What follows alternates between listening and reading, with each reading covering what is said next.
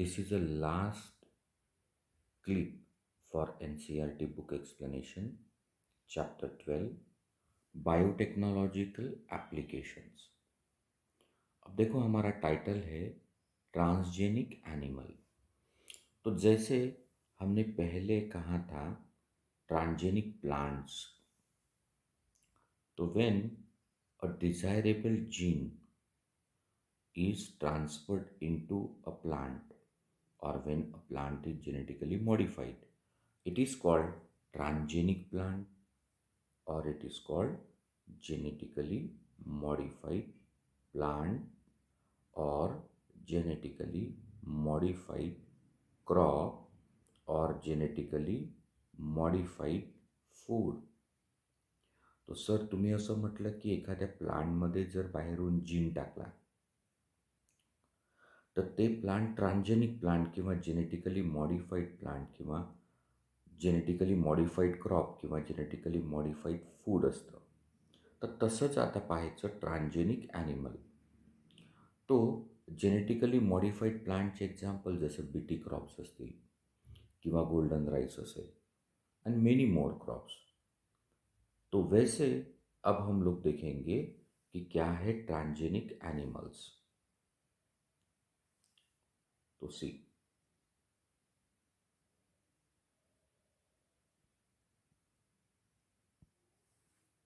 transgenic animals that have had their DNA manipulated. असे animal ज्यांचा DNA manipulate केला आहे to possess and express an extra gene or foreign gene. म्हणजे असे प्राणी ज्यांचा DNA मॅनिपुलेट केला आहे, ज्यांच्यामध्ये आहे आणि एक्सप्रेस होणार आहे एक्स्ट्रा जीन जो त्यांच्यात कधी नव्हता किंवा फॉरेन जीन, त्यांना म्हणतात ट्रान्सजेनिक ॲनिमल्स. तो transgenic animals have had their DNA manipulated to possess and express a foreign gene. Transgenic rats, rabbit, pig, sheep, cows, fish have been produced. तो आज तक हमने कौन से एनिमल में एक्स्ट्रा जीन डालकर उनको मॉडिफाई किया? Rat, rabbit, pig, sheep, cow and fish. Although over 95% of all existing transgenic animals are mice. भले ही 95% ट्रान्सजेनिक ॲनिमल कोण आहेत? माईस आहेत. पण जे 5% आहेत, मग त्याच्यामध्ये रॅबिट असेल, पीग असेल, शीप असेल, काऊ असेल, फिश असेल. मतलब ये हुआ कि ऐसा कोई प्राणी जिसमें बाहरी जीन हमने डाला है और वो एक्सप्रेस हुआ है और वो जीन अपना प्रोडक्ट बनाता है, ऐसे एनिमल को ट्रांसजेनिक एनिमल कहते हैं. ट्रांसजेनिक एनिमल तो रैट है, रैबिट है, पिग है, काऊ है, शीप है, फिश है. पर 95% ट्रांसजेनिक एनिमल्स अगर हमने कुछ बनाए तो रैट बनाए. वाय? कारण काय कि 95% ट्रांसजेनिक एनिमल रैटच का? पहले तो more number of eggs a female rat can produce if superovulated. म्हणजे इंजेक्शन देऊन जर सुपर ओव्हुलेशन केलं तर बाकी मॅमलपेक्षा रॅट जास्त ओहा बनवते. More number of embryos can be transferred into the uterus of rat as compared to other animals. म्हणजे आपण जास्तीत जास्त गर्भ युट्रस ऑफ रॅटमध्ये टाकू शकतो बाकी प्राण्यांपेक्षा. यांचा जस्टेशन पीरियडसुद्धा कमी है. म्हणजे कम दिनों में हमें प्रोजेनी भी प्राप्त होती है. तो इसीलिए perhaps rat is a appropriate choice. So transgenic animals में हमने कहा the animal that have had their DNA manipulated to possess and express extra foreign gene are known as transgenic animal. Transgenic rat, rabbit, pig, sheep, cow, fish have been produced. तो आपकी पहली underline है कि कौन कौन से प्राणियों को आज तक transgenic KIA है। फिर ये नीट क्वेश्चन है कि 95% of the transgenic animal is mice. Now the question is व्हाई आर दिस एनिमल्स बीइंग प्रोड्यूस? क्यों आप प्राणियों को ट्रांसजेनिक बनाते हैं? का प्राण्यांना जेनेटिकली मॉडिफाय करायचं? त्यांच्यात ऑलरेडी जे जीन्स आहेत ते फायदेशीर नाहीत का? कशासाठी त्यांचं केलं genetic modification? How can a man benefit from such modification? तो मानव प्रजातीचा काय फायदा होईल प्राण्यांना ट्रांसजेनिक बनवल्यावर? मतलब कि क्यों ऐसे ट्रांसजेनिक एनिमल बना रहे हो और उसका क्या लाभ है इंसान को? Let us try and explore some of the common reason. तो चलो हम लोग देखेंगे उसके कुछ कारण कि हमने किस लिए ट्रांसजेनिक एनिमल्स बनाए हैं। तो पहिलं कारण त्यांनी दिलं, ट्रांसजेनिक आम्ही का बनवतो? To study normal physiology and development, म्हणजे circulation, excretion, neural coordination, chemical coordination, reproduction, digestion, respiration, हे सगळी जी फिजिओलॉजी आहे ती आपल्याला स्टडी करायची आहे ट्रांसजेनिक ॲनिमलवर। त्यांची डेव्हलपमेंट कशी होते ॲनिमल्सची हे आपल्याला स्टडी करायचं आहे। तो सुनो, transgenic animals can be specially design to allow the study how genes are regulated. म्हणजे ट्रांसजेनिक एनिमल्स को हम लोग खासकर डिझाईन कर सकते। पण कशासाठी डिझाईन करू शकतो आपण ट्रांसजेनिक एनिमल? हे स्टडी करण्यासाठी की जीन्सचं कसं होतं रेग्युलेशन, म्हणजे जीन कधी एक्सप्रेस होतो, कधी त्याला ब्लॉक केलं जातं, on off mechanism, and how they affect normal functions of the body and development. म्हणजे जीनचं जे एक्सप्रेशन होईल त्यांनी नॉर्मल फंक्शन्स कसे अफेक्ट होतात आणि डेव्हलपमेंट कशी होते। एग्जाम्पल दिया है, study of complex factors involved in growth such as insulin like growth factor. तो इन्सुलिन लाइक ग्रोथ फॅक्टरचा ग्रोथवर कसा इम्पॅक्ट होतो? By introducing gene from other species that alter formation of this factor, by introducing the gene from other species which change the formation of this factor and studying the biological effect that result, information is obtained about biological role of the factor in a body। तो हमें अगर किसी animal की human की normal physiology और development सीखनी है तो ये ह्यूमन पे ना सीखते हुए हम ट्रांसजेनिक एनिमल पे इसका स्टडी कर सकते। तो इथं काही एवढं महत्त्वाचं नाही, तुम्हाला फक्त why transgenic animals are produce एवढंच लक्षात ठेवायचं। तो one of the reason is to study normal physiology and development, एवढं लक्षात ठेवा। तो इसको हम लोग एक बार और पढ़ेंगे। To study normal physiology and development, transgenic animals can be specially designed to allow study how genes are regulated, how they affect normal functioning of body and its development. For example, study of complex factor involved in growth such as insulin like growth factor. Now how it is studying? By introducing a gene from other species which alter the formation of this factor and studying biological effect that result, and information is obtained about biological role of this factor in our body। तो जसं मी सांगितलं की हे तेवढं महत्त्वाचं नाही आहे. फक्त टायटल लक्षात ठेवा. And the title is normal physiology आणि डेव्हलपमेंटचा स्टडी. नंबर सेकंड, अब यहाँ इम्पॉर्टेंट है कि ट्रांसजेनिक एनिमल्स इसलिए शायद बनाए कि कुछ क्रिटिकल ह्यूमन डिसीज़ का उन पे हम स्टडी कर सके, जैसे सिस्टिक फाइब्रोसिस, जैसे अल्जाइमर, जैसे कैंसर। ये जो डिसीजेस है वो ह्यूमन की बजाय हम एनिमल्स पे स्टडी कर सकते, तो कुछ नई स्ट्रॅटेजीज बाहेर आ सकते टू ट्रीट दिस डिसीजेस. म्हणजे सर तुम्ही असं म्हटलं की समजा काही असाध्य रोग आहे, जसं सिस्टिक फायब्रॉसिस असेल, अल्झायमर असेल, कॅन्सर असेल, रुमॅटॉइड आर्थराइटिस असेल, तर जे इंसान को जकड लेते, तो अशा रोगांचा स्टडी आपण ट्रान्सजेनिक ॲनिमलवर, स्पेशली डिझाईन ट्रान्सजेनिक ॲनिमल जसं ऑन्को माऊस आपण तयार केले, तो त्यांच्यावर आपण स्टडी करू आणि काही नवीन ट्रीटमेंट आपण काढू शकतो ज्या मानवाला फायदेशीर ठरतील. तो देखो, study of diseases.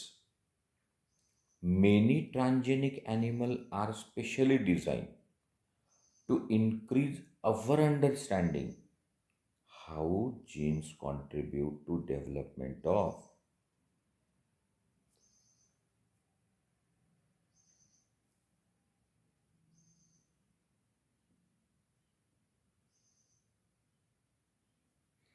how genes contribute to development of disease.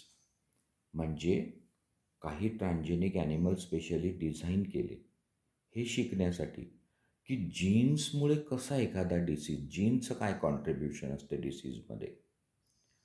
These are specially made to serve as a model for human disease. म्हणजे ह्युमन डिसीजला स्टडी करण्यासाठी त्यांना मॉडेल बनवलं, जसं की ऑन्को माऊस.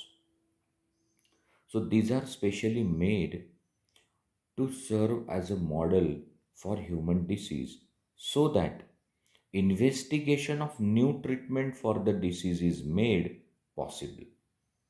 सो नवीन ट्रीटमेंट आपण इन्व्हेस्टिगेट त्यांच्यावर करू शकतो. आता इथं नीट क्वेश्चन येऊ शकतो, लक्षात ठेवा. Today transgenic model exist available for many human disease. 1 cancer, 2 cystic fibrosis, 3 rheumatoid arthritis, 4 Alzheimer. तो यांच्यासाठी मॉडेल ऑर्गॅनिझम आपण तयार केले. Cancer, cystic fibrosis, rheumatoid arthritis आणि अल्झायमर, हे विसरायचं नाही. अब ट्रांसजेनिक एनिमल्स क्यों बनाए? तो हमने कहा पहले to study normal physiology and development, दूसरा स्टडी ऑफ डिसीजेस, अब तीसरा टू ऑब्टेन बायोलॉजिकल प्रोडक्ट. मग का हे ट्रान्सजेनिक ॲनिमल आपल्याला पाहिजे तो प्रोडक्ट बनवून देतात, म्हणजे आपण त्यांना एक फॅक्टरी म्हणून वापरायचं? हो. असे खूप बायोलॉजिकल्स आहेत जे आपण ट्रान्सजेनिक ॲनिमल बनवून त्यांच्यातून ह्यूमनसाठी आयसोलेट करतो. इंसान बड़ा स्वार्थी है. तो बायोलॉजिकल प्रोडक्ट देखो. अब medicine required to treat certain human diseases can contain biological product. Medicine required to treat certain human diseases can contain biological product. म्हणजे काही डिसीजचे जे मेडिसिन आहे ते सजीवांपासून भेटणारे बायोलॉजिकल प्रोडक्ट असू शकतात. म्हणजे काही प्राण्यांमधले एन्झाईम असू शकतात, प्रोटीन्स असू शकतात. तो medicine required to treat certain human diseases can contain biological product, but such products are very expensive to make. तो हे बायोलॉजिकल प्रोडक्ट कारखान्यात बनायला खूप खर्च लागतो. Transgenic animal that produce useful biological product can be created by introduction of portion of gene or DNA that code particular product. तो हम ऐसे gene प्राप्त करेंगे, डीएनए प्राप्त करेंगे जो एक्सप्रेस होने पे पर्टिकुलर बायो प्रोडक्ट बना दे, और उन जीन्स या डीएनए को हम एनिमल में ट्रांसफर करेंगे, जायगोट स्टेज पे, एग स्टेज पे या एम्ब्रियो स्टेज पे. मग सर आपण एक तर झायगोटमध्ये किंवा ओहममध्ये किंवा ॲनिमलच्या एम्ब्रियोमध्ये जो डिझायरेबल जीन टाकला, तर मग जसा जसा ॲनिमल मोठा होईल तो त्याच्या प्रत्येक सेलमध्ये तो प्रोडक्ट बनेल आणि हा बायोलॉजिकल प्रोडक्ट मेडिसिन म्हणून कामात येईल.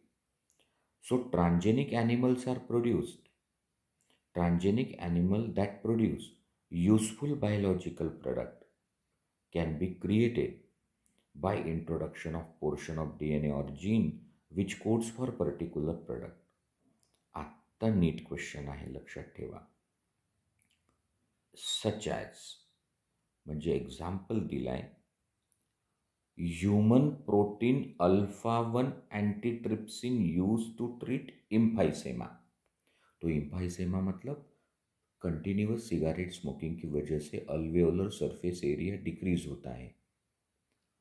So decrease in surface area, damage to the alveolar wall is caused in a disease emphysema. उसकी ट्रीटमेंट के लिए हमें एक एंजाइम चाहिए, अल्फा-1 एंटीट्रिप्सिन. तो ये हम प्राणियों से निकाल सकते, पर उसके लिए हमको प्राणी में वो जीन डाल के उसे ट्रांसजेनिक बनाना पड़ा. So, human protein alpha-1 antitrypsin used to treat emphysema. Similar attempts are being made for treatment of, आता हे लक्षात ठेवावं लागतं, फिनिलकेटॉन्युरिया आणि सिस्टिक फायब्रोसिस. तो फिनिलकेटॉन्युरियासाठी जे एन्झाईम लागतं, फिनिल ॲलॅनिन हायड्रोझायलेज, किंवा सिस्टिक फायब्रोसिससाठी डीएनएज नावाचं एन्झाईम लागतं. तो ये एन्झाईम भी एज अ बायोलॉजिकल प्रोडक्ट हम ट्रांसजेनिक एनिमल से निकाल सकते. मग आता लक्षात ठेवा, human protein alpha one antitrypsin use to treat emphysema. Similar attempt are being made for the treatment of PKU and cystic fibrosis. आता हा नीट क्वेश्चन आहे, लक्ष ठेवा. In 1997, transgenic cow not buffalo, उसका नाम है Rosie, is produced so that transgenic cow produces human protein enriched milk 2.4 gram per liter. The milk contain human alpha-lactalbumin and was nutritionally a more balanced product for human babies than natural cow milk. तो गाईचं जे दूध असतं त्याच्यात ह्यूमनचं alpha लॅक्टाल्बुमिन protein नाही आहे. तो आपण 1997मध्ये अशी ट्रांसजेनिक गाय बनवली रोजी, तिच्यात तो ह्यूमन अल्फा लैक्टाल्बुमिन का जीन टाकला. अब उस गाय का जो दूध निकलता उसमें 1 लीटर दूध में 2.4 ग्राम ये प्रोटीन हमें मिल रहा है. और इस गाय का दूध इंसान के बच्चों के लिए nutritionally more. So, transgenic animal that produce the useful biological product can be created by introduction of portion of DNA or gene which codes for particular product, such as human protein alpha-1 antitrypsin used to treat emphysema, and similar attempts are being made for the treatment of PKU and cystic fibrosis. In 1997, the first transgenic cow Rosie produced human protein enriched milk, so 2.4 gram per liter, contained human alpha lactalbumin that is nutritionally more balanced product for human babies than a natural cow milk. आता आपण एक प्रश्न तयार केला होता की का आपण ट्रान्सजेनिक ॲनिमल बनवायचे. तर पहिलं काय होतं, to study the normal physiology and development. दुसरं होतं for the study of diseases, आपण मॉडेल ऑर्गॅनिझम्स बनवले. तिसरं होतं बायोलॉजिकल प्रोडक्ट भेटण्यासाठी. आता चौथं, टू टेस्ट वॅक्सिन सेफ्टी. जसं आता कोविडचं वॅक्सिन आलं आहे किंवा पोलिओ वॅक्सिन ऑलरेडी आहे, तर याचं जे टेस्टिंग करतात ते मंकीजवर करतात आणि त्यांना ग्रेट सफरिंग्ज होतात. तो मंकीजपेक्षा आपल्याला ट्रान्सजेनिक दुसरे ॲनिमल उपयोगी असतील, कारण ते आपण बनवलेले आहे आणि जर त्यांना काही झालं नाही तर ते वॅक्सिन ह्युमनसाठी सेफ आहे. तो vaccine safety. Transgenic mice. Transgenic mice are being made for use in testing the safety of vaccine before they are used for human. Transgenic mice are being used to test the safety of polio vaccine. Remember, if successful and found reliable, they could replace the use of monkeys to test the safety of batches of vaccine. So हम लोग बना रहे transgenic माइस, और ये transgenic माइस अगर reliable या successfully use होते हैं तो मंकी का उपयोग एज अ मॉडल बंद हो जाएगा और हम लोग वैक्सीन सेफ्टी टेस्ट कर सकेंगे. तो transgenic mice R being developed for use in testing the safety of vaccine before they are use for human. Transgenic mice are being used to test the safety of polio vaccine. If successful and found to be reliable, they could replace the use of monkey to test the safety of batches of vaccine. Now, chemical safety testing. तो पहिले होतं normal physiology and development, दुसरं study of disease, तिसरं biological product, चौथं vaccine safety, पाचवं chemical safety testing. This is now known as toxicity safety testing. Chemical safety testing. This is known also as toxicity testing और safety testing. मतलब गांव के बाहर कोई कारखाना लग रहा है और गांव वालों ने अगर कहा कि कारखाने से निकलने वाला जो पोल्यूटेंट है उससे गांव के लोग स्टराइल हो सकते, उन्हें कैंसर हो सकते, उन्हें बोन डिसीज हो सकते, तो फिर गवर्नमेंट क्या करेगी, ससेप्टिबल ट्रांसजेनिक एनिमल्स बनवाएगी जो उस केमिकल के लिए बड़े ससेप्टिबल है, बड़े सेंसिटिव है, और उस कारखाने के एरिया में उनको रखा जाएगा. अगर ससेप्टिबल कमज़ोर पर उसका थोड़ा भी असर दिखा तो फिर इंसान के लिए वो धोखादायक है. बट कमज़ोर ट्रांसजेनिक एनिमल पे अगर जो बहुत सेंसिटिव है उस केमिकल के लिए उस पर कोई असर नहीं हुआ तो फिर शायद इंसान पे बिल्कुल ना हो. तो याला म्हणतात chemical safety testing. So chemical safety testing is also known as toxicity or safety testing. The procedure is same as that of used for testing toxicity of the drugs. Transgenic animals are made that carry genes which make them more sensitive to toxic substances than non-transgenic animal. तो ऐसे transgenic animal बनाए गए जिनमें ऐसे gene हैं जिसकी वजह से वो उस केमिकल के लिए सेंसिटिव बन गए as compared to non transgenic animal. They are expose to toxic substances and the effect is studied. Toxicity testing in such animal will allow us to obtain result in less time. म्हणजे कमी वेळात आपल्याला माहिती पडेल की हे chemical toxic आहे की नॉन टॉक्सिक आहे. तो तुम्हाला फक्त जेवढ्या अंडरलाईन सांगितल्या तेवढ्या लक्षात ठेवायचा आहे. याच्यावर नीट क्वेश्चन असतो. आणि आता शेवटलं टायटल आहे, त्याच्यावरही क्वेश्चन येतो, अगदी सोपा येतो. Ethical issues. तो before I start ethical issues, मला थोडंसं इंट्रोड्यूस करायचं आहे. सुनो, बायोटेक्नोलॉजी और जेनेटिक इंजीनियरिंग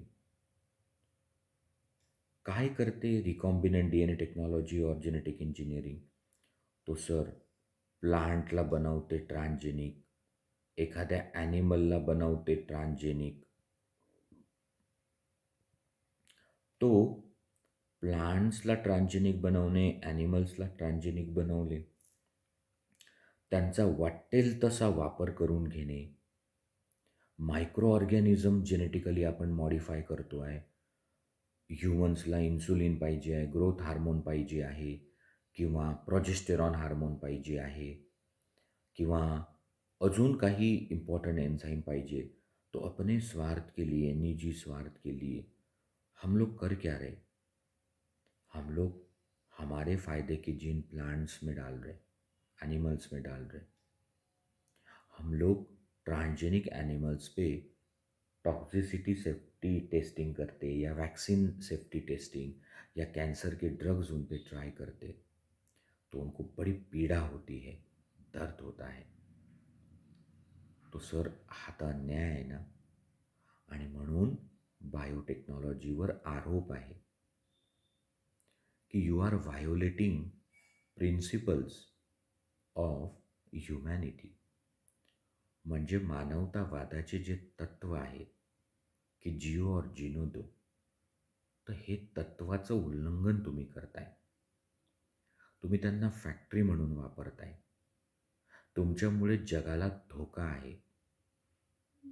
म्हणजे अ रायझिंग फिंगर और accusing finger is on biotechnology, की virtually you have reduced the animals and you have given a status of factory. Plant species तुम्ही डायल्यूट केले आहे. गोल्डन राईस बनवलं तुम्ही बीटा कॅरोटीनसाठी जीन टाकून. फ्लॅवर सॅवर tomato तुम्ही बनवला, जो लवकर पिकत नाही, सडत नाही. किंवा तुम्ही बीटी क्रॉप्स बनवले की इन्सेक्टनं अटॅक केलाच नाही पाहिजे. तो त्या स्पिसीजची इंटिग्रिटीज तुम्ही ब्रेक केली आहे.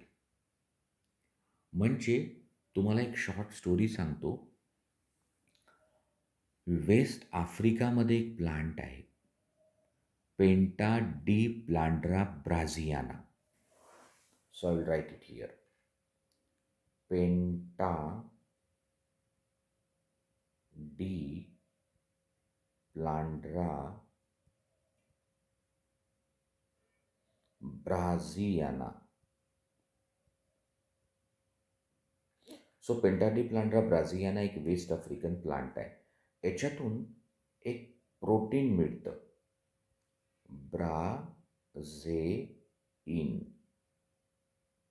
आणि हे यू वोंट बिलीव्ह की हे प्रोटीन आहे 2000 times sweet than cane sugar. म्हणजे सर तुम्ही म्हणता की पश्चिम आफ्रिकेमध्ये पेंटा डी प्लांड्रा ब्राझियाना नावाचं एक प्लांट आहे. त्या प्लांटपासून ब्राझिन प्रोटीन मिळतं. आणि हे प्रोटीन आहे ना 2000 पट गोड आहे साखरेपेक्षा, but very very very low in calories. त्यांनी कॅलरीज नाहीत वाढत. मग अमेरिकन कंपनीज गेल्या आफ्रिकेत. त्यांनी पेंटा डी प्लांड्रा ब्राझियाना प्लांटचं ते ब्राझिन प्रोटीन पाहिलं. त्या प्रोटीनचा जीन त्यांनी आयसोलेट केला. आणि तो जो जीन आहे जो बनवतो ब्राझिन प्रोटीन, तर त्या जीनचा बनवला सिंथेटिक डीएनए. म्हणजे तो जीनही घेतला नाही त्या प्लांटचा, फक्त शोध लावला कि ये जो ब्राज़ीन प्रोटीन है 2000 गुना शक्कर से मीठा, इसका कौन सा जीन है, उसका सीक्वेंस पता किया और वैसा लेबॉर्ट्री में जीन बनाया और फिर वो जीन उनके मेज प्लांट में डाल दिया और अब वो लोग मेज से निकाल रहे ब्राझीन प्रोटीन आणि शुगर फ्री टॅबलेट्स म्हणून जगात विकून राहिले and they are earning immense profit.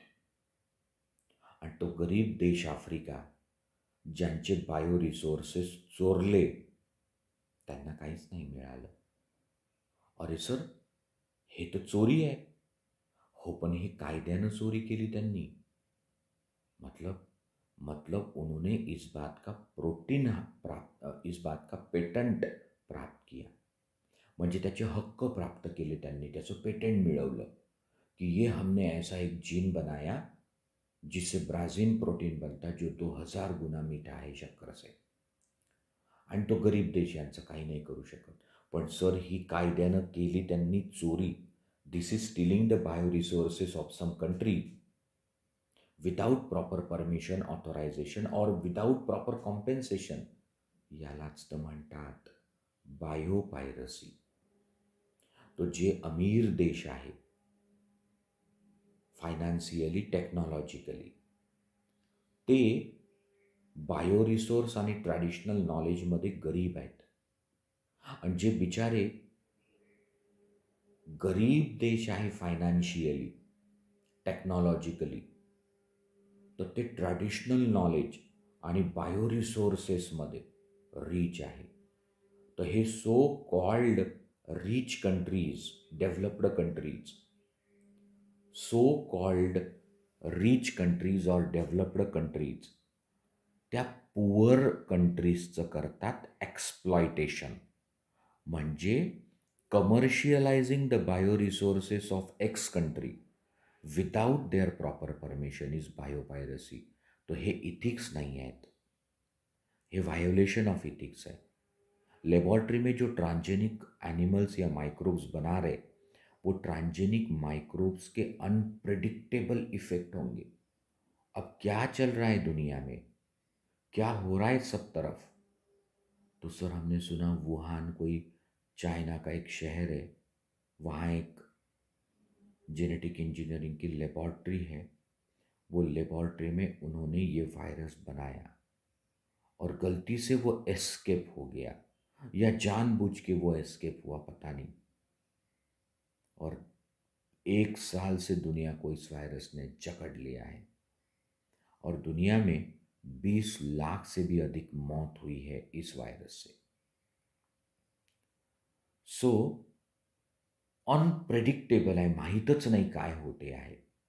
म्हणजे एक 4-5 अँटीबायोटिक रेजिस्टंट जीन जर एखाद्या बैक्टीरियामध्ये टाकून दिले, साल्मोनेला टाइफी, तो उस बैक्टीरिया पे वो 4-5 एंटीबायोटिक का कोई असर ही नहीं होता और फिर उसको बायो वीपन करके किसी भी देश पे हम फेंक सकते. इसे बायोवार कहते. तो टू कट इन शॉर्ट, काही इथिकल इश्यूज आहेत जे बायोटेक्नॉलॉजीकडून व्हायोलेट होतात.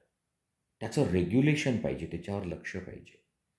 म्हणजे समजा तुम्हाला घर बांधायचं आहे, दवाखाना बांधायचा आहे, तर तुम्ही जागा विकत घेऊन कसंही बांधाल का? नाही सर. महानगरपालिका, नगरपालिका, ग्रामपंचायत यांचं त्याच्यावर रेग्युलेशन असतं, कंट्रोल असतं. तो भारत ने भी एक एजेंसी बनाई, जेनेटिक इंजीनियरिंग अप्रूवल कमेटी, जिस पे 3 बार क्वेश्चन है.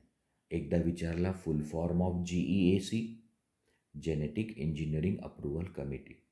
एक बार पूछा था कि who took the decision regarding the validity of GM research and introduction of GM food for public service.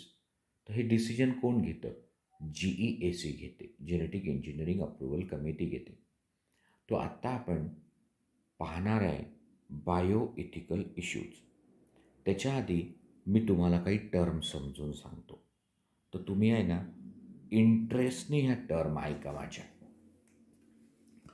एक तर तुम्हाला सगळ्यांना माहीत आहे व्हॉट इज पायरसी. हो सर, पायरसी म्हणजे कॉपिंग द ओरिजिनल.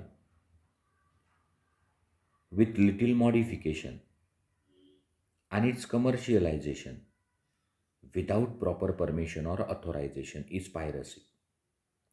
म्हणजे एखादा बाहुबली चित्रपट असेल, या चित्रपटाचं लोक सीडी बनवतात आणि ते 30-30 रुपयाला विकतात. म्हणजे copy of original with little modification आणि its commercialisation without proper authorisation. म्हणजे त्या डायरेक्टर प्रोड्युसरचं नुकसान होतं. किंवा एखाद्या ऑथरनं खूप चांगलं पुस्तक लिहिलं आणि त्या पुस्तकाच्या कलर प्रिंटेड झेरॉक्स काढतात लोक आणि ते स्वस्तात विकतात. म्हणजे 700 रुपयाचं पुस्तक 70 रुपयाला विकतात. So copy of the original with modification आणि its commercialisation without proper authorisation is called piracy. पण आपल्याला पाहायचं आहे बायोपायरसी. तो बायोपायरसी म्हणजे एखाद्या देशाचे बायो रिसोर्सेस म्हणजे प्लांट, ॲनिमल किंवा ट्रॅडिशनल नॉलेज याची चोरी करणे आणि त्याचं कमर्शियलायझेशन करणे म्हणजे बायोपायरसी. एग्जाम्पल, कडुनीम भारत का, टर्मेरिक हल्दी भारत की, या बासमती सुगंधी चावल भारत का, और इसके पेटेंट अमेरिका ने प्राप्त कर लिए and they have earn immense profit आणि आपल्याला काहीच नाही दिलं. तर ही बायोपायरसीचं एक्झाम्पल आहे. मग सर दुसरी टर्म तुम्हाला कोणती सांगायची होती? मग आता मला सांगायचं होतं व्हॉट इज पेटंट.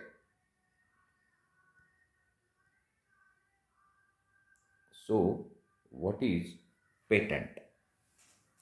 तो पेटंट पेटंट पेटंट पेटंट आपण खूप ऐकलं आहे, पण त्याचं डेफिनेशन काय? ऑफिशियल राईट म्हणजे अधिकार, हक्क. Official right given to the inventor or his institution for his invention so that he can use it, process it, commercialize it. This is called patent. म्हणजे तुमच्या गावातल्या एका मुलांनी असं कार्बोरेटर काढलं ज्याने फ्युएल एफिशियन्सी 50% वाढली एखाद्या इलेक्ट्रिक व्हेकलची, एखाद्या पेट्रोल व्हेकलची. किंवा असं एखादं कंडेन्सर कॅपॅसिटर निर्माण केलं की गावात सकाळी 6 ते रात्री 6पर्यंत लाईन असते तेव्हा ते चार्ज होतं. ते तुम्ही ज्या पंख्याला लटकवसाल, ज्या बल्बला लटकवसाल आणि रात्री मग लोड शेडिंगच्या वेळेस ते प्रकाश देतं.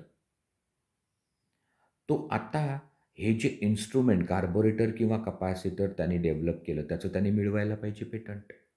म्हणजे official right given to the inventor or institution to use, to process, to commercialise the invention.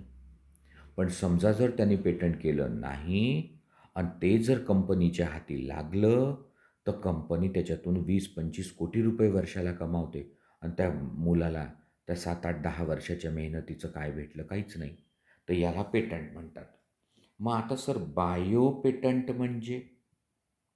So bio patent म्हणजे it is given for transgenic plant, transgenic animal, transgenic microbe किंवा जेनेटिकली मॉडिफाईड ऑर्गॅनिझम किंवा एखादी procedure, जसं PCR नावाची procedure आहे carry मिलिसनी काढलेली, जी DNAला in vitro ॲम्प्लिफाय करते, किंवा सदर्न ब्लॉटिंग असेल, किंवा VNTRS जे आपण पाहिलं अलेक्स जेफ्रीचे. तो हे गोष्टीचं पेटंट म्हणजे बायो पेटंट. मग सर मला बायो पायरसी समजली. So commercial use of the bio resources of a country without proper authorisation. मला बायो पेटंटही समजलं की it is the patent given for the genetically modified organism or product or processes, जसं human इन्सुलिनचं patent असेल किंवा genetic इंजिनिअरिंगचे patent असतील तसे. आता पुढची टर्म आहे biowar. Use of genetically modified microbe against animals, crops or humans to kill them is biowar. and those genetically modified organisms are called bioweapons. तर बायोविपन, बायोवार, बायोपेटंट, बायोपायरसी या टर्म्स आपण पाहिल्या. आत्ता आपण टायटल वाचू शकतो. आता तुम्हाला समजण्यास अडचण येणार नाही.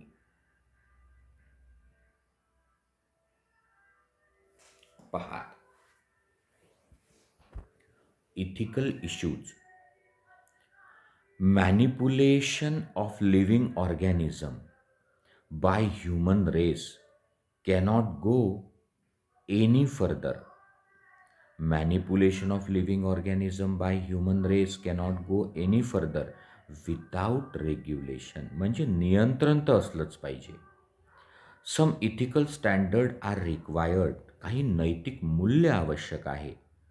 To evaluate morality of all human activity that might help or harm the living organism. तो सर इथिक्स आपण नेहमी म्हणतो, इथिक्स इथिक्स, तर त्याचा अर्थ काय होतो इथिक्सचा? A set of principle framed by society to decide whether our activity is legitimate or not.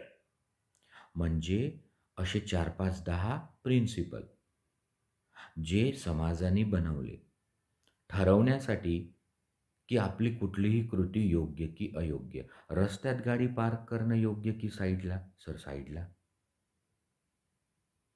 शांततेनं गाडी चालवणं चांगलं गर्दीच्या ठिकाणी की कर्कश हॉर्न वाजवणं? सर शांततेने चालवणं. आईवडिलाशी खोटं बोलणं चांगलं की खरं बोलणं? सर खरं बोलणं. मग आता 12वीच्या पोरांनी अभ्यास करावं की टवाळक्या करून स्वतःला फसवावं? नाही सर, अभ्यास करावं सर. तर असे जे प्रिन्सिपल्स असतात त्यांना इथिक्स म्हणतात. तो आपल्याला रेग्युलेशन करायचं आहे जेनेटिक इंजिनिअरिंगच्या ॲक्टिव्हिटीचं. त्याच्यासाठी काही तर प्रिन्सिपल्स पाहिजे की हे योग्य की अयोग्य. मग आता मी पुन्हा वाचतो. मॅनिप्युलेशन ऑफ लिव्हिंग ऑर्गॅनिझम म्हणजे genetic modification by human cannot go any further, पुढे नाही जाऊ शकत, without regulation. Some ethical standards are needed to frame, to evaluate morality of human activity that might help or harm the living organism. Going beyond morality of such issues म्हणजे नैतिकतेच्या पुढे जाणं, नैतिकता ओलांडणं. So going beyond the morality of such issue, biological significance of such thing is also important. म्हणजे नुसतं नैतिकता पाळणं हे नाही, पण ती वस्तू कामाची आहे का हे तर पहा. आता वुहानने बनवलेला हा व्हायरस काय कामाचा आहे? Genetic modification of organism can have unpredictable result when such organisms are introduced into ecosystem. सर अनप्रेडिक्टेबल रिझल्ट्स म्हणजे काही लोकांना डिसीज होतील, काही लोकांना ॲलर्जीज होतील, किंवा प्लांटचा जर्मप्लाझमच कंटॅमिनेट होऊन जाईल, प्लांट स्टराईलच बनतील, विडीसाईडला रेजिस्टंटच बनतील. So genetic modifications in the organism can have unpredictable result when they are introduced in ecosystem. Therefore, Indian government set up organizations such as Genetic Engineering Approval Committee, GEAC. So Genetic Engineering Approval Committee, which will take decision regarding validity of GM research. म्हणजे genetic मॉडिफिकेशनचा जो research चालू आहे तो valid आहे की invalid आहे. And safety of introducing GM organism for public service. जे genetic modification केलं आहे ऑर्गॅनिझममध्ये ते जनसेवा करण्यासाठी आहे की काही नुकसान पोचण्यासाठी आहे याचं इव्हॅल्युएशन करतं GEAC. Modification usage of organism for public service as a food or medicine for example has also created problem with patent granted for the same. म्हणजे काही लिव्हिंग ऑर्गॅनिझमला मॉडिफाय केलं किंवा काही जेनेटिकली मॉडिफाईड मेडिसिन ऑब्टेन केलं, ऑर्गॅनिझमपासून food obtain केलं, तर त्याच्या patent संदर्भातही प्रॉब्लेम आले, चुकीच्या लोकांच्या हाती पेटंट गेले आहे.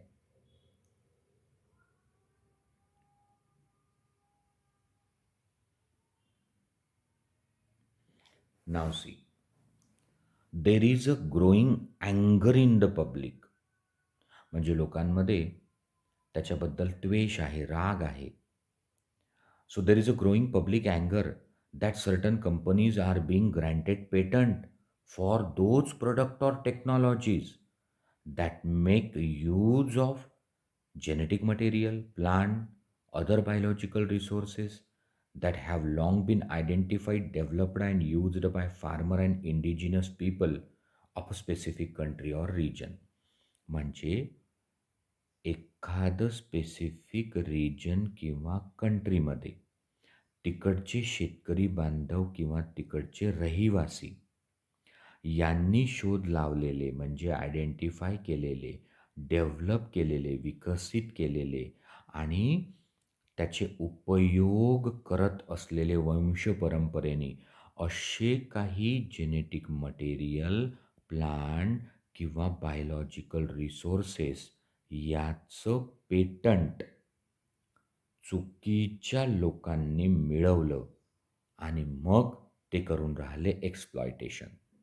So there is a growing public अँगर that certain company are being granted patent for the product and technology that make use of genetic material or plant or biological resource that have long been identified, developed, and used by farmer and indigenous people of a specific region and country. आता example आहे, लक्ष ठेवा, नीट question आहे. Rice is an important food grain presence of which goes back to thousands of years in Asian agriculture history. म्हणजे एक महत्त्वाचं अन्न आहे तांदूळ आणि ज्याचा इतिहास हजारो वर्षापासून एशियन कंट्रीजला माहिती आहे. There are an estimated 2 lakh varieties of rice in India alone. म्हणजे तांदूळाची वानं आपल्या देशात, प्रकार आपल्या देशात 2 लाख आहे. The diversity of rice in India is one of the richest in world. म्हणजे जी विविधता आहे तांदूळाची ती भारतात सगळ्यात जास्त आहे. बासमती राईस इज डिस्टिंक्ट, हा वेगळा आहे, for its unique aroma and flavour. आणि या बासमतीच्या 27 व्हरायटी आपल्याकडे आहे. 27 documented varieties of basmati are grown in India. There is a reference of basmati even in ancient text, folklore and poetry. म्हणजे जुन्या काळातल्या काही काव्य किंवा काही लोकगीतं किंवा वेदाज, उपनिषदाज याच्यामध्ये सुद्धा बासमतीचा उल्लेख आहे. आत्ता लक्ष द्या, 1997 में American company got a patent right on basmati through a US patent and trademark office. आता एक अमेरिकन कंपनी आहे टेक्सासमध्ये, तिला 1997मध्ये 1997मध्ये बासमतीचं यांनी पेटंट देऊन टाकलं. त्यांनी ते US मधनंच घेतलं. मग त्यांनी काय फरक पडतो? This allowed the company to sell a new variety of basmati in US and abroad. मग त्या कंपनीनं काय केलं की त्यांच्याकडचा बोगस तांदूळ, ज्याला गंध नाही, ज्यांना चव नाही, पण त्याचं उत्पन्न जास्त आहे, आणि भारताची बासमती ज्याला गंध आहे, ज्याला चव आहे, याच्यासोबत त्यांची व्हरायटी केली क्रॉस, हायब्रिडाईज, आणि नवीन व्हरायटी काढली टेक्समती आणि त्याचं मिळवलं patent. So this allowed the company to sell a new variety of basmati in US and abroad. This new variety of basmati had actually been derived from Indian farmers' variety. Indian basmati was crossed. Indian basmati was crossed with a semi-dwarf variety and claimed as an invention. Mane वो हमारी खोज है ऐसा दावा KIA. The patent extended to functional equivalent, implying that other people selling basmati could be restricted by the patent. मग आता sir काय होते, पेटंट गेलं तर गेलं, पण मग एखादी कंपनी जर भारताची बासमती विकत असेल तर आता विकू नाही शकत, आणि विकलं तर त्यांना रॉयल्टी द्यावं लागते. So several attempt have also been made to patent and use the product processes based on Indian traditional herbal medicine. For example, turmeric and neem. तो टर्मेरिक जी आहे हल्दी, त्याच्यात कुर्कुमीन आहे आणि याची अँटीसेप्टिक आणि हिलिंग प्रॉपर्टी जबरदस्त आहे जखम भरण्याची. तर यांनी त्याच्यापासून ऑइंटमेंट्स बनवली आणि इमेन्स प्रॉफिट अर्न केला. नीममध्ये अझाडिराच्टिन असते, ज्याला पेस्टिसायडल क्वालिटी आहे. तर त्याच्यापासूनही त्यांनी पेस्टिसाइड्स बनवून इमेन्स प्रॉफिट अर्न केला. If we are not vigilant, आपण जर दक्ष नसलो, चौकस नहीं रहे, and we do not immediately counter this patent application, the other countries or individual may encash on our rich legacy and we may not be able to do anything then. म्हणजे आपण जर लक्ष नाही दिलं, गाफील राहिलो, आपण जर ताबडतोब ऑब्जेक्शन्स नाही घेतले, हे बरं झालं की आपण टर्मेरिकचं आणि कडुनिंबाचं पेटंट कॅन्सल केलं. इंटरनॅशनल कोर्टात आपण लढलो. मग वंदना शिवा असतील, रघुनीत माशेलकर असतील, त्यांच्यामुळे हे पेटंट आपण कॅन्सल करून आणले. सो मग असंच कोणी आपला फायदा घेईन आणि नंतर आपण काही करू नाही शकणार. बायोपायरसी, आता याच्यावर नीट क्वेश्चन होता या डेफिनेशनवर. Biopiracy is a term use to refer to use of bio resources, म्हणजे प्लांट्स, ॲनिमल्स, ट्रॅडिशनल नॉलेजचा उपयोग करणे by multinational company and other organisation without proper authorisation from the country and the people concern and without compensatory payment. म्हणजे तुळशीच्या पानाचा रस कानात टाकला तर कान ठणकत नाही, किंवा पेरूचे पानं चावले तर तोंडाचा घाण वास येत नाही. तो हे जे आपलं ट्रॅडिशनल नॉलेज आहे, आपले प्लांट आहे, जडीबुटी आहे, तर त्याचा मल्टीनॅशनल कंपनी गैरफायदा घेतात. याला बायोपायरसी म्हणतात, कायद्यानं चोरी करणे. Most of the industrialised nations are rich financially but poor in biodiversity and traditional knowledge. In opposite, developing and underdeveloped countries are rich in biodiversity and traditional knowledge related to bioresources. Traditional knowledge related to bioresources can be exploited to develop modern application and can also be used to save time, effort, expenditure during the commercialization. तो जे आपलं traditional knowledge आहे, जे त्या resources, त्या वनस्पतीशी संबंधित आहे, तर त्याचं एक्सप्लॉयटेशन कंपनी करू शकतात. कसं? त्यांच्या स्वतःच्या प्रोडक्टसाठी. म्हणजे त्यांचा वेळही वाचेल, कष्टही वाचतील, खर्चही वाचेल. कारण हजारो वर्षापासून आपल्याला तो प्रोडक्ट कशापासून भेटतो माहिती आहे, किती वापरावा हे माहिती आहे, कसा अप्लाय करावा माहिती आहे. तर यांना काही करावंच नाही लागणार. There has been a growing realization of injustice, inadequate compensation and benefit sharing between developed and developing countries. म्हणजे असं खूप पुष्कळ ठिकाणी इनजस्टिस झालेला, इनॲडिक्वेट कॉम्पेन्सेशन दिलेलं, बेनिफिट शेअरिंग प्रॉपर केलं नाही, असं आढळलं आहे विकसित आणि विकसनशील देशाबद्दल. Therefore, some nations have developed laws to prevent such unauthorized exploitation of their bioresources and traditional knowledge. और इसीलिए कुछ देशों ने कायदे बनाए हैं, लॉज बनाए हैं, ताकि अनऑथोराइज एक्सप्लॉयटेशन उनके बायोरिसोर्स और नॉलेज का, ट्रेडिशनल नॉलेज का ना हो सके. Indian parliament has recently cleared second amendment of Indian patent bill that takes such issue into consideration, including patent term, emergency provision, research and development initiative. So आत्ता हा chapter संपला.